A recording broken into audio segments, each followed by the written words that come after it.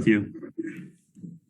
Sean, can you just take us through the process of courting Patty Mills, because you obviously had competition for him. You had to use the exception. What was that like, and how big of an acquisition do you think he might be to this team, especially with the style you play? Sure. Well, Patty and I obviously have a history together, so I was very comfortable, and honestly, several of our, whether it was players or staff members, have known Patty over the years. So very comfortable in, the acquisition of Patty or trying to get him on board with us. You're right, he had multiple suitors out there. And the fact that Patty wanted to come here, wanted to be part of this, and inevitably chose Brooklyn and chose the Nets, we're absolutely thrilled about. His style of play will fit seamlessly in with how Steve is running things and with the group, and honestly with what our needs are, both offensively and defensively. I don't think people realize how good a defender Patty can be. He's a knack. He's a pain out there. He's going to get up in people.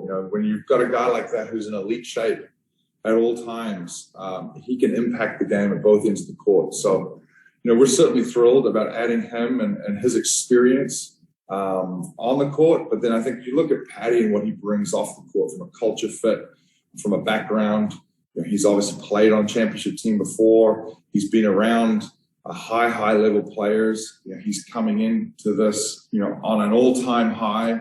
We talked back when I was in San Antonio about these were his goals, was to get on the podium for Australia. And, I spent a few hours with him yesterday, and just to see him beaming and on this bronze medal high was like nothing else. So we're absolutely thrilled for him that he's able to achieve that goal, and that'll carry forward into this season. And he's already had an opportunity to sit up close and personal with Kevin as well, and start forming those bonds. Ryan Lewis, New York Post. Hey, Sean. You mentioned Kevin. I'm curious whether getting that deal done, that extension done as early as you did, does that help in any efforts to get James and Kyrie? And if you can give us at least any kind of idea, your confidence level in getting those done in a reasonable time. Yeah, I think that they're all individuals in regards to what they're looking for in the future and their timing for this. I think we have definitely had conversations with all three of them. Kevin was honestly extremely straightforward and very upfront about, I want to be here. This is it. Get it done, and I want to get it done immediately. And I don't blame him. He's coming off a gold medal and wanting to really focus on, first and foremost, probably recovery and getting himself ready for the season, which will take a little bit. So I think from him, from a peace of mind standpoint, just putting that aside.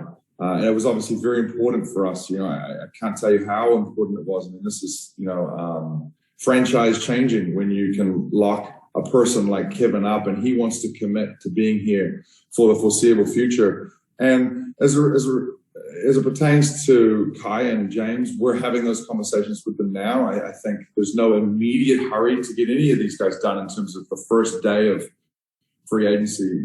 These are opportunities for us to sit down, break bread together, meet with Joe Tsai, and really all get on the same page. But, I feel very confident that, first day of training camp, we'll be looking at those three in particular being signed, sealed, delivered, and being a part of the Brooklyn Nets for a long time to come.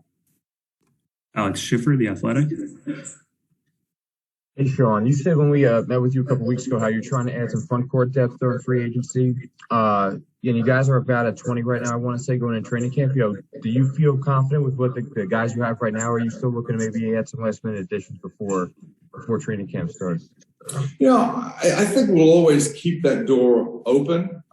It's obviously not wide open anymore because we've signed a lot of these guys, but I think it's cracked, and we've got to continue to tinker with the roster and just see what happens with the remaining free agents that are out there, and also what happens even into training camp. I think we've seen in the past where other teams make cuts and so forth, and we're able to adjust because of that. So I don't want to say that the roster is complete, maybe it's 90% complete, 99% complete, but we'll definitely reserve the right to continue to tinker with this roster and see how, first and foremost, how Summer League goes. It's exciting for us to see some of these young guys in Summer League and see how they perform, and we'll evaluate them as we get through the next week.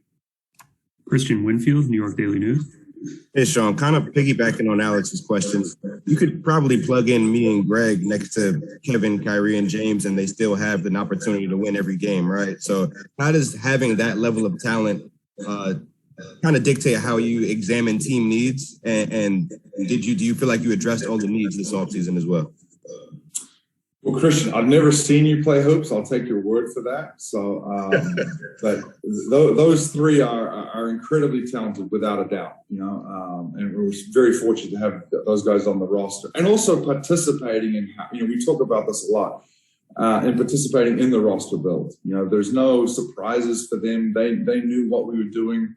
As we go through the first 3, 4, 5 days of free agency, and it's not just those guys. We involve a lot of the players in these decisions because they're up close and personal with playing against these guys. So who am I to tell them who can't play and who would fit better? I've got to take their opinions on this. I enjoy those conversations, honest conversations, and we don't always agree, but at the same time, I think it's great to have those conversations. So.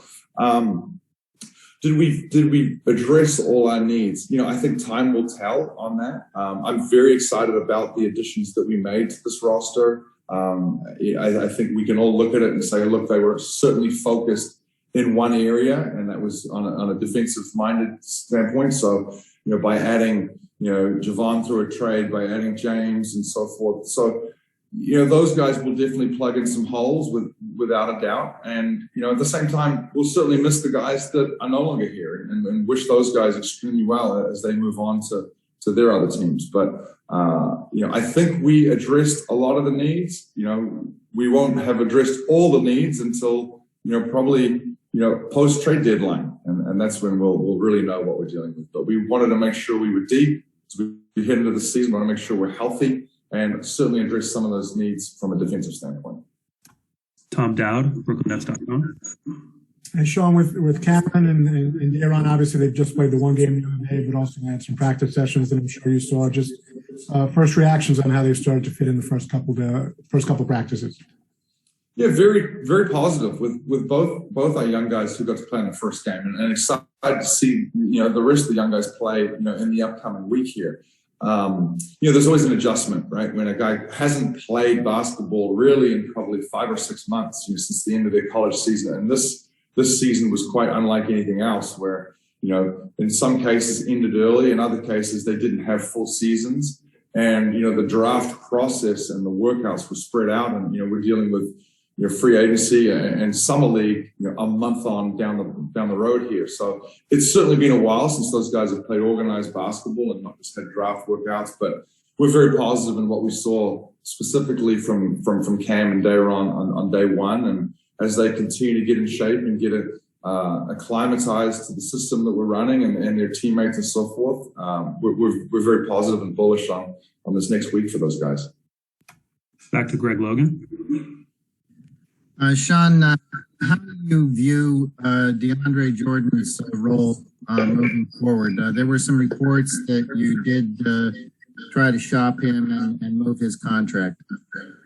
Yeah, I think with all of our guys, there's always discussions, right? And whether it's reported or whether it's not reported, I don't want to use the old cliche, but it's a credit to our players that their names have come up in conversations and talks. But, when you have a good team, a good roster, people are obviously going to make calls. And I think from a GM standpoint, if we weren't having calls around the league, none of us would be doing our jobs. So that's what we do. Whether the roster looks the same, in a month or two, I really don't know. But as it stands now, DeAndre is certainly part of this roster, part of this team moving forward. Alex Schiffer, The Athletic. We mentioned the possibility of extending Kyrie and James. Obviously, both those guys were injured at the end of the season. Just do you have an update on James's hamstring and Kyrie's ankle? Yeah, so I've seen both of the guys over the last week. Seen James working out. I've seen some videos of him, and he's really trending in the right direction. It looks great. Has really devoted himself this summer to rehabbing the hamstring and just getting himself in tip-top basketball shape. So that's really exciting for us to see James. And I was with Kyrie yesterday, and Kyrie has very positive spirits. It was a bad ankle sprain. There's no question there. So that's set him back, and he's recovering, but he's progressing well, and he's back in the gym. And I have no doubt by the time, training camp rolls around, and even prior to that, the guys will have been together and being live on the court together and playing and working out. But from a health standpoint, no reason to be concerned about either one. Brian Lewis. Hey, Sean, this is twofold. With Bruce Brown, I'm curious. A lot of people around the league thought that he had played his way into a much better contract, let's say, than what he was on before. I'm curious, was there a significant level of concern that you might be priced out, that he might get an offer that you guys just wouldn't be able to match? Absolutely, without a doubt. Bruce, I give him a ton of credit because he found a niche for himself within this group. And we all know how, James and Kevin and Kai, have made players better around them. And it's just a matter of fact, when you play with the likes of that talent, they make everybody better. But, we certainly thought Bruce would be getting, whether it was an offer sheet or whatnot. But at the same time, Bruce made it very clear that, the job wasn't done here. And I respect the heck out of him for, wanting to come back, wanting to be part of this, and acknowledging the fact that, there's unfinished business here in Brooklyn. So wanting to be part of that for us. And we need him without a doubt. We're very excited to continue the next year with him. Christian Winfield. Hey, Sean, given the state of the franchise when you took over a few years ago, what does it mean to you? Oh, wait, no, you can hear me. What does it mean to you to be able to potentially be able to have three of the best scorers and players in NBA history on the team for the next half decade? It's not like I wake up and pinch myself and say, wow, look how far we've come, because, I think we realize, look, it looks a certain way on paper, but we really haven't done anything yet. So we have to remind ourselves, like, look, there's a long, long road ahead, and there's a lot of great teams that we need to try and get by. It doesn't mean our aspirations aren't, ones of championships. That's the plan here, without a doubt. We wouldn't be signing the players we are, and Joe Tsai wouldn't have given us the support to go out and spend, financially, not only on the roster, but just in terms of whether it's arenas and practice facilities and everything else. If we didn't have these aspirations to win a championship. We have to be realistic about this. There's a certain amount of luck that's involved, without a doubt, but I think you prepare for as much of that as you possibly can. And our job right now is preparing, whether that's tweaking the roster or whether it's the guys individually making sure they're in the best possible shape they can be, and doing everything they can in this off season, because they know what's at stake here. And, it doesn't take away from our goals, but at the same time, I don't look back and say, well, look how far we've come, because I realize we have a long road to go yet. Adam Zagoria, Forbes. Hey, Sean, hope you're doing well. Thanks, Adam. You too. I know you have a lot on your plate in your mind. In terms of the odds, like the Vegas odds, the Nets and the Lakers are kind of the co-favorites to win it next year, followed, I think, by like the Bucks and the Suns. How much attention do you pay to what the Lakers did, adding Russ, and they kind of have a big three, you have a big three. Do you see any sort of rivalry there? Do you think you're the two favorites? How do you see all that? Yeah, well, I don't spend much time in the sports book, let alone on the tables. So, I don't read a whole lot into the odds. At the same time, I think we have to give credit to Milwaukee, right? They're the NBA champions. And for us, to eventually hopefully get to where we want to get to, we have to go through those guys. And, they've done a heck of a job in assembling the team that they, had to take them to the finals and win it. And also the tweaks that they've made over the course of the last year. So, the parity in the league, not only last year, this year, and probably for the next few years, for me is really exciting, because I don't think there's this one or two teams that are far superior to everybody else. And I think from a fan's perspective, it's certainly exciting. And I think whether you're dealing with a team that's potentially trying to get to that play-in tournament, or whether you're a team are we trying to fight for the 5-4 seed or the 1-2 seed, home court advantage, this is an incredible time to be, a basketball fan, and what not only our commission has done in terms of, setting the stage for this, and the teams around the league. It's just an exciting time, to be honest. Malika Andrews, ESPN. Hey, Sean, you mentioned Bruce Brown felt like he had unfinished business, and he certainly shared that sentiment with us. And it seems like several free agents that we've had the opportunity to talk to, that's been their sentiment. They know the Nets have more to prove. They know the Nets have other things that they want to do and achieve. Do you feel like you said you spent time with Kyrie and James, is that a predominant feeling around the organization with players of, we have unfinished business here? Without a doubt, yeah. 100%. We talk about it a lot. We acknowledge it. We have honest conversations about it. I think it's really important not to shy away from that. Let's call it what it is. We all know what our aspirations here are, what we're gunning for, what the goal here at the end of it is. And to have a group of 15 guys that are in alignment, and there's really hopefully nothing going to stand in our way. There's no individual pressures and so forth. This is about, a team of not only the players, but the staff that are all pushing in the same direction for that ultimate goal. But we know there's unfinished business here, and we hope that we can get there. That's certainly the plan. Alex Schiffer. Similar to Brian's question a little bit, but obviously Blake Griffin was a guy you made no question about that you wanted back, and he could have potentially maybe gotten a raise elsewhere if he looked around. His situation being a little different with Detroit, obviously, but just if you could speak to retaining him and what that means, given that you really want to shore up the depth down low. Yeah. I think one thing I'd want to touch on here with Blake is behind the scenes. I think you guys all saw what he did on the court, the intangibles that he brought in terms of just the physical presence that he is. And, the media talked about sort of the rejuvenation and how he played. So it's a credit to Blake, credit to our performance team, and how, everybody bought in on that. But it's really the things in the locker room with Blake, to be honest. A lot of the things that go on behind the scenes with just who he is. And, it speaks volumes when a player like that could easily have gone to a multitude of other places. And, to Malika's point, decided, no, there's unfinished business here. I want to do something special in Brooklyn. And to have a guy like that buy in certainly sends the right message to the younger guys and the whole team in general. Matt Brooks, Nets Daily. Hey, Sean, hope you're doing well. Just Thanks, man. as a question, you said that the roster is 90% there. Do you have an idea for what that extra 10% is that you'd want to add, or is that kind of just fluctuating day by day and you kind of need to see what this team looks like together? Yeah, I think there's a little bit of both, Matt. I'd hate to go in with preconceived notions as to we have to have this particular player or that attribute on the roster.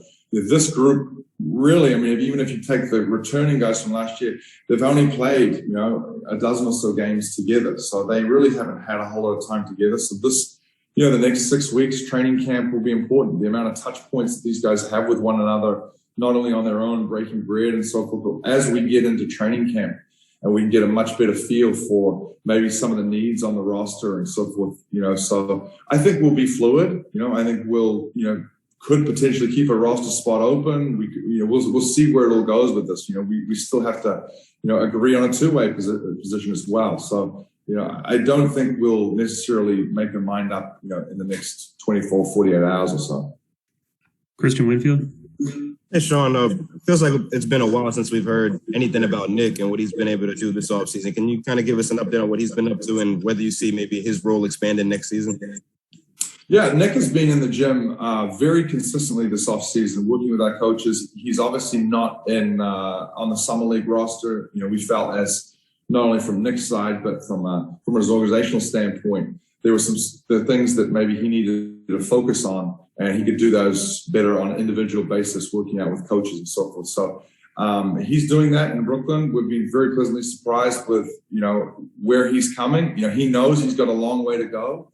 I think for him to get consistent minutes and to play at the level where not only he's expecting him to play, but the organization is, he's got to put the time in and got to put a lot of work in. And so far we've seen that. There's another 6 weeks to go for training camp, so plenty of time. But he has all the intangibles. You guys have talked about the athleticism and his sort of tenacity to attack the rim and his ability to put the ball on the floor and so forth. Whereas, can he do those things at a high level and can he expand his game? Is he working on his shooting ability? Can he stretch the floor? Can he hit corner threes? And ultimately, he's going to have to stay healthy. So, in order for him to really take advantage of all those things, he's got to be out on the court and got to be able to, help us predominantly on the defensive end. Last question, Greg Logan. Sean, we've seen that you've added a bunch of guys with a defensive mentality on the second unit, but I think if there's one question about the Nets, it's their rebounding ability, and they're especially going to be tested by a team like the 76ers this year. Do you have to do anything more to improve the rebounding this season? I think it's a great question, Greg, and I think yes. In short, yeah, we do have to address that. I don't know that needs to be addressed necessarily with an acquisition. I mean, it could come from within. It comes with a mindset too. I mean, we need to get better on the defensive end. We need to get better rebounding, and we have a lot of players that have that skill set. It's going to come with a mindset. So. There's, Daron Sharp, for instance, does he get an opportunity to play and push our group in that regard? Potentially. Nick Claxton knows what's at stake for him. DeAndre Jordan knows what's at stake for him. Adding James Johnson into the fold here, a guy like that who has a toughness about him, defensive-minded presence, we're going to be expecting him to crash those boards and hit the rebound. But it's going to come as a team effort without a doubt. All right, everyone, that's all for today. Thank you, Sean. Thank you, everyone, for joining us.